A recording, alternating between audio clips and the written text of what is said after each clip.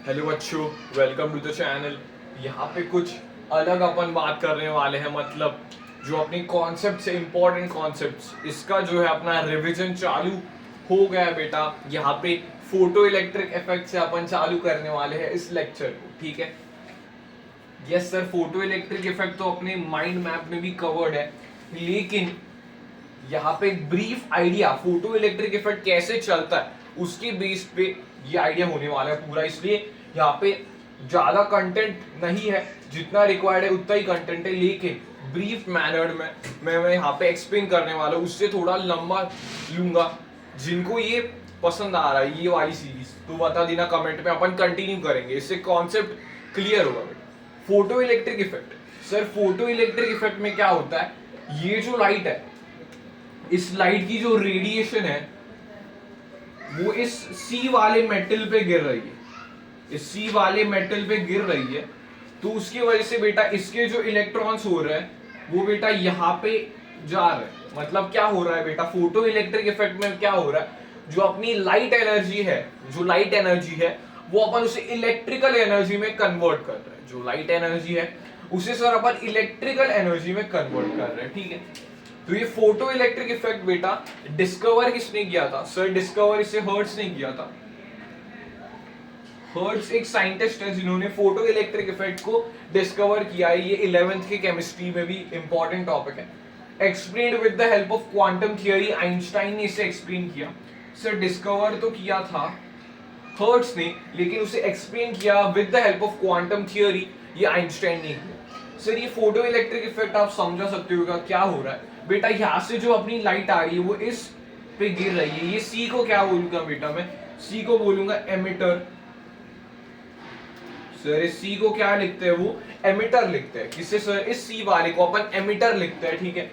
यहां से लाइट आई बेटा, यहां से लाइट आ रही है, उसको ये वाला एक मेटल का सरफेस है, यहां से बेटा इस लाइट की जो एनर्जी है अगर वो ज्यादा होगी, अगर वो सफिशिएंटली ज्यादा होगी, तो यहां से जो इलेक्ट्रॉन्स वो निकलेंगे। यहां से क्या निकलेंगे सर, यहां से जो है अपने इलेक्ट्रॉन्स निकलेंगे, और ये जो ए है वो पॉजिटिव पोटेंशियल पे है, इसलिए वो इस इलेक्ट्रॉन्स को बेटा अट्रैक्ट कर लेगा और यहाँ पे करंट कंप्लीट हो जाएगा।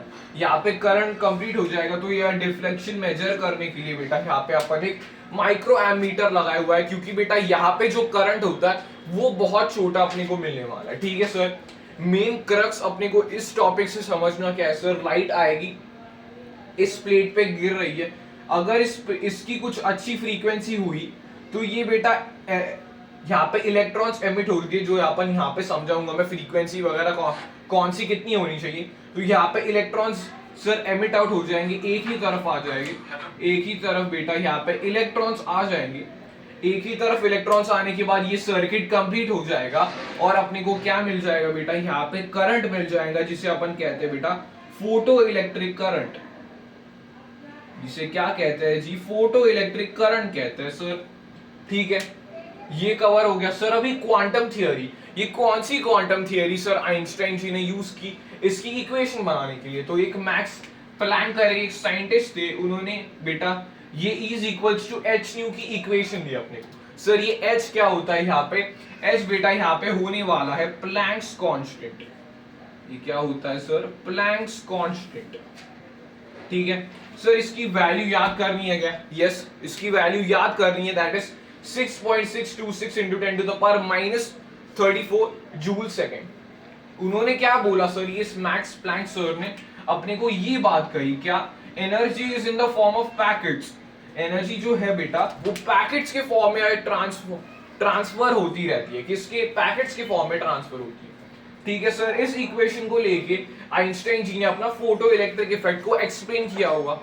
तो उनकी इक्वेशन क्या बनी होगी, तो उनकी इक्वेशन ये बनी है, H nu is equals to H nu not plus kinetic energy का मैक्स। ये एच न्यू क्या है, एच न्यू है sir energy of the photon, energy of photon.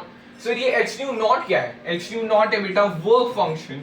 Work function की डेफिनेशन क्या होती है, वर्क फंक्शन की डेफिनेशन ये होती है, it is the minimum energy required by electron to get out of it surface. Electrons को आउट करने के लिए जो एनर्जी लगती है, मिनिमम एनर्जी, उसे सर वर्क फंक्शन कहते हैं। या फिर उसे ऐसे भी कर सकते हो, the minimum energy required for photo electric effect to take place, इसे भी अपन वर्क फंक्शन कहते हैं।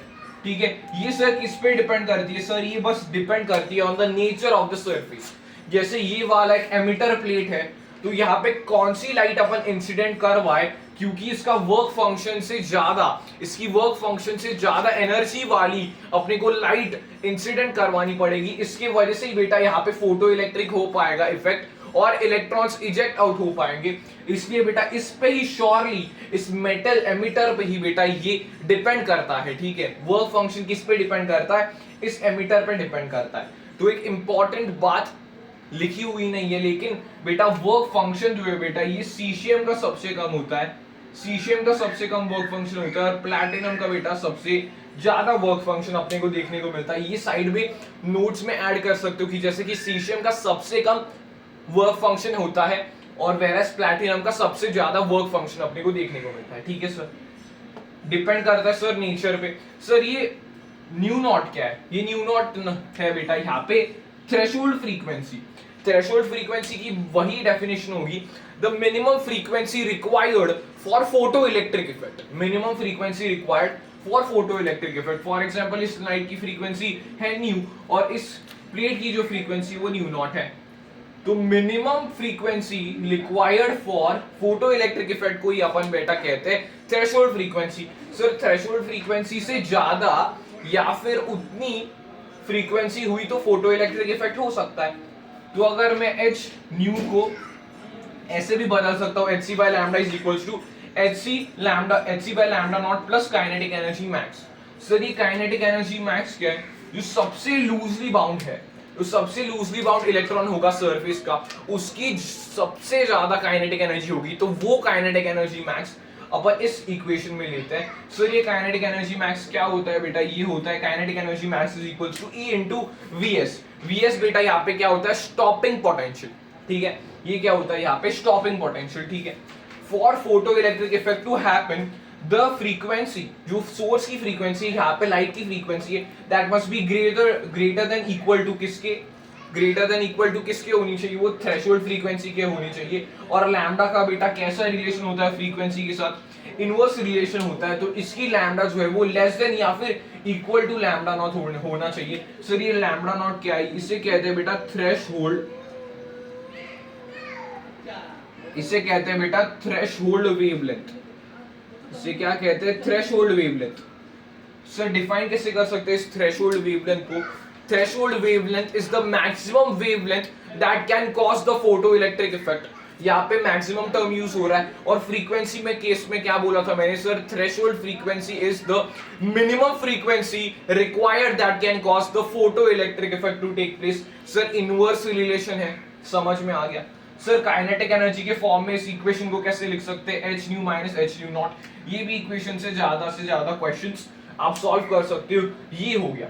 सर अगर आपने बोला कि सैचुरेशन करंट, यहाँ पे ये ग्राफ एनसीईआरटी में किसका दिया हुआ है, ये वाला सैचुरेशन करंट का ग्राफ दिया हुआ है। तो सैचुरेशन करंट क्या होता है, अगर मैं सबसे ज्यादा यहाँ पे सारे इलेक्ट्रॉन्स यहाँ पे लेके जाना चाहूंगा, तो मैं इस एनोड का जो है पॉजिटिव पोटेंशियल वो हाई कर दूंगा। तो इस पॉजिटिव पोटेंशियल को मैं अगर हाई करता हूं तो सारे के सारे इलेक्ट्रॉन्स यहाँ पे इस प्लेट की तरफ आ जाएंगे। इसके वजह से यहाँ पे जो करंट मैक्स फ्लो होगा एट दैट टाइम, उसे सर अपन कहते हैं सैचुरेशन करंट। उसे क्या कहते हैं सर, सैचुरेशन करंट अपन कहने वाले।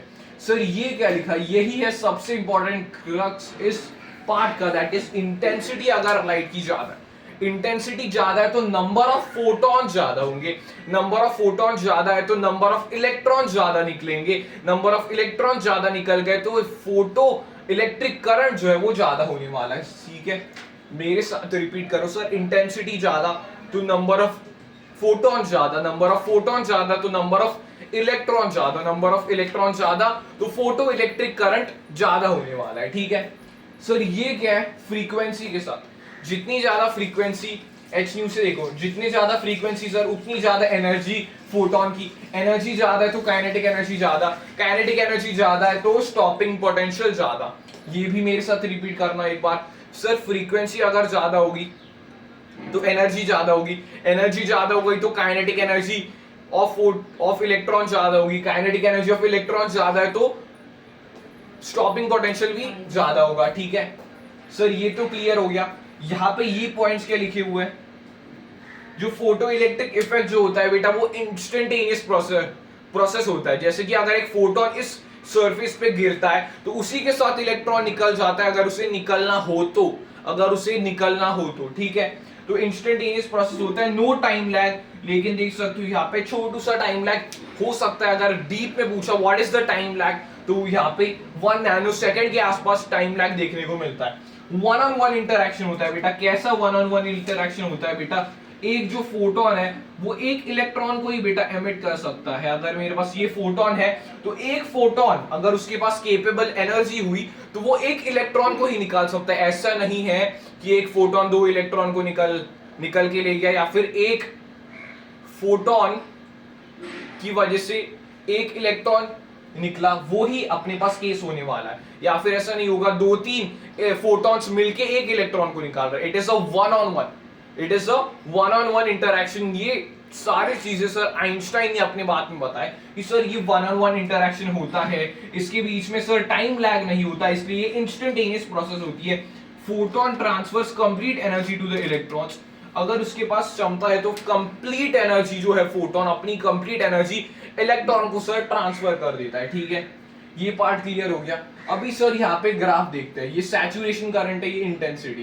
पहली बात तो I1 की इंटेंसिटी ज्यादा है I2 से, फिर I3 की। सर अगर इंटेंसिटी ज्यादा है तो क्या ज्यादा होगा सर, अगर इंटेंसिटी ज्यादा है तो नंबर ऑफ फोटॉन ज्यादा होंगे, नंबर ऑफ फोटॉन ज्यादा है तो नंबर ऑफ इलेक्ट्रॉन ज्यादा निकलेंगे, नंबर ऑफ इलेक्ट्रॉन्स निकले तो फोटो करंट ज्यादा होगा, ठीक है। तो जिसकी सबसे ज्यादा देखना, जिसकी सबसे ज्यादा इंटेंसिटी उसका बेटा सबसे ज्यादा यहाँ पे करंट देखने को मिलेगा, जिसकी थोड़ी कम उसकी मॉडरेट, जिसकी सबसे कम उसका कम फोटो करंट देखने को मिलेगा। वेयर सर यहाँ पे जो है अपने पास स्टॉपिंग पोटेंशियल ये है, स्टॉपिंग पोटेंशियल जो है वो तो सर कांस्टेंट रह रहा है। स्टॉपिंग पोटेंशियल जो है वो तो सर कांस्टेंट रह रहा है यहाँ पे, इसलिए कांस्टेंट रह रहा है क्योंकि यहाँ पे इंटेंसिटी, और देखो इंटेंसिटी और स्टॉपिंग पोटेंशियल का कुछ रिलेशन है क्या सर, नहीं है सर, उसका तो बस स्टॉपिंग पोटेंशियल का रिलेशन सर बस फ्रीक्वेंसी के साथ है, तो इंटेंसिटी और स्टॉपिंग पोटेंशियल का कोई रिलेशन नहीं है। तो इंटेंसिटी कितनी भी ज्यादा होगी तो करंट बढ़ेगा, लेकिन स्टॉपिंग पोटेंशियल तीनों का बेटा स्टॉपिंग पोटेंशियल क्या होगा सर, कांस्टेंट होगा, ठीक है। ये ग्राफ समझ में आ गया तो टिक कर दो उस ग्राफ को, ठीक है सर। नेक्स्ट वाला ग्राफ क्या है सर, ये अपन करंट और पोटेंशियल के साथ ये वाला ग्राफ बनाया हुआ है, करंट और पोटेंशियल के साथ।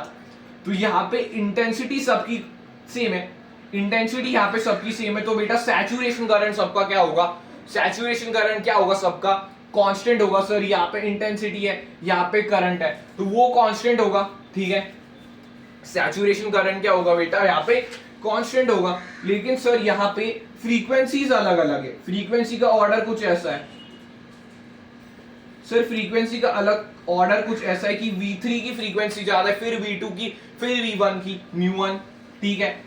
तो ऐसा ऑर्डर फ्रीक्वेंसी का ज्यादा है, तो सर फ्रीक्वेंसी अगर ज्यादा हो गई, फ्रीक्वेंसी अगर ज्यादा सर क्या होगा, फ्रीक्वेंसी ज्यादा होगी तो बेटा एनर्जी ऑफ फोटोन ज्यादा होगा, एनर्जी ऑफ फोटोन ज्यादा होगा बेटा तो काइनेटिक एनर्जी किसकी बेटा, काइनेटिक एनर्जी ऑफ इलेक्ट्रॉन ज्यादा होगा, काइनेटिक एनर्जी ऑफ इलेक्ट्रॉन ज्यादा होगा तो स्टॉपिंग पोटेंशियल ज्यादा होगा, ठीक है। तो जिसका ज्यादा फ्रीक्वेंसी उसका ज्यादा स्टॉपिंग पोटेंशियल। इस ग्राफ से क्लियर हो रहा है क्या, इस ग्राफ से सर क्लियर हो रहा है क्या। स्टॉपिंग पोटेंशियल क्या होता है बेटा, ये नेगेटिव पोटेंशियल होता है, देखना ये नेगेटिव पोटेंशियल होता है, इसलिए बेटा मैंने नेगेटिव एक्स एक्सिस की तरफ माना है। ये नेगेटिव पोटेंशियल होता है कि जहां पे सारे इलेक्ट्रॉन्स, कोई भी इलेक्ट्रॉन सर इस ए प्लेट पे ना आ जाए, इस नेगेटिव पोटेंशियल को सर यहाँ पर स्टॉपिंग पोटेंशियल कहते हैं। इसकी डेफिनेशन क्या होगी सर, स्टॉपिंग पोटेंशियल की, स्टॉपिंग पोटेंशियल की ये डेफिनेशन होती है कि the negative potential at which the most highly energetic electron also cannot reach the anode plate, मतलब जिसकी सबसे ज्यादा काइनेटिक एनर्जी है वो भी फेल कर जाएगा इस पोटेंशियल पे, इस प्लेट पे रीच करने पे, ठीक है। तो इसे क्या कहेंगे बेटा, स्टॉपिंग पोटेंशियल। स्टॉपिंग पोटेंशियल का सर इसके साथ ग्राफ समझ में आ गया सर। अभी क्या सर, इंटेंसिटी करंट और इंटेंसिटी का ग्राफ सर, करंट और इंटेंसिटी तो डायरेक्टली प्रोपोर्शनल है, तो उसका लाइन के ग्राफ कैसे होगा सर, स्ट्रेट लाइन होगा।